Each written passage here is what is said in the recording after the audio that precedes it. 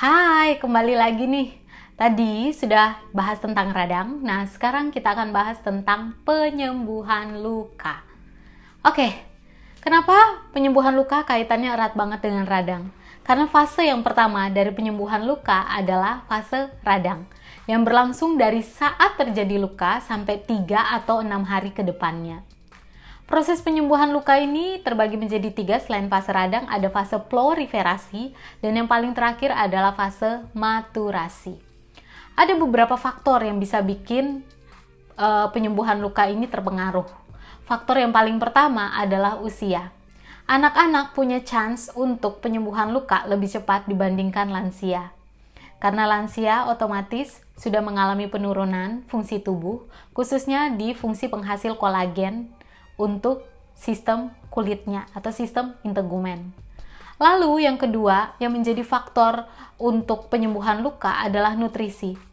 Orang yang banyak makan protein itu memiliki proses penyembuhan luka yang lebih cepat dibandingkan orang yang nggak suka makan protein.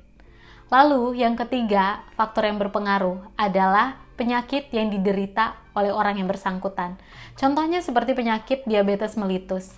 Karena aliran darahnya jadi lambat, sehingga proses penyembuhan luka juga menjadi lambat.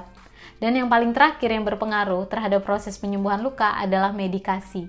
Biasanya orang-orang yang menggunakan obat antiinflamasi atau anti peradangan, juga obat-obat anti kanker atau anti neoplasma, itu biasanya proses penyembuhan lukanya itu lebih lambat.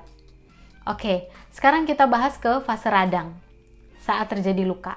Kita ibaratkan seperti jatuh dari sepeda lagi ya.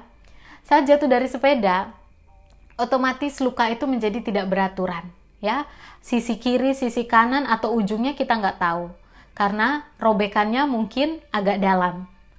Selain itu lecetnya juga ada lagi di pinggir kiri dan kanan yang tidak beraturan bentuknya. Berbeda dengan orang-orang yang menjalani luka operasi yang lukanya lebih rapi hanya satu sayatan saja. Nah, orang yang terjatuh dari sepeda, yang pertama responnya adalah yang pasti berdarah. Lalu, area tersebut mengalami pembengkakan, merah, nyeri, selama beberapa hari. Sehingga, proses ini disebut dengan proses radang. Setelah proses radang terjadi, maka masuklah ke fase yang kedua, yaitu fase proliferasi. Fase proliferasi ini di mana terbentuk jaringan granulasi namanya, di mana jaringan-jaringan itu menjadi merah banget karena terjadi neovaskularisasi di sana. Apa sih neovaskularisasi itu? Artinya terbentuk pembuluh darah baru di sana yang akan menjadi jaringan-jaringan parut. Ya, jaringan parut ini itu sebenarnya terkait juga dengan genetik. Orang yang punya keloid itu biasanya memiliki gen-gen juga yang pada awalnya keluarga-keluarga sebelumnya atau keturunannya juga punya gen-gen keloid, sehingga proses penyembuhan lukanya aja baru luka sedikit mungkin bisa jadi lebih besar dari ukuran lukanya. Nah, itu karena terjadinya produksi dari jaringan-jaringan ikat yang terbentuk di sana.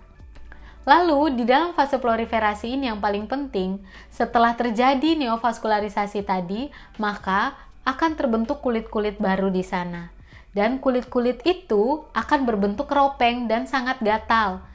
Jadi, jangan sampai diobrak-abrik lagi.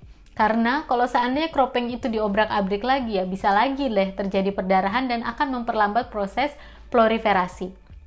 Normalnya proses proliferasi berlangsung dari 6 hari sampai 21 hari.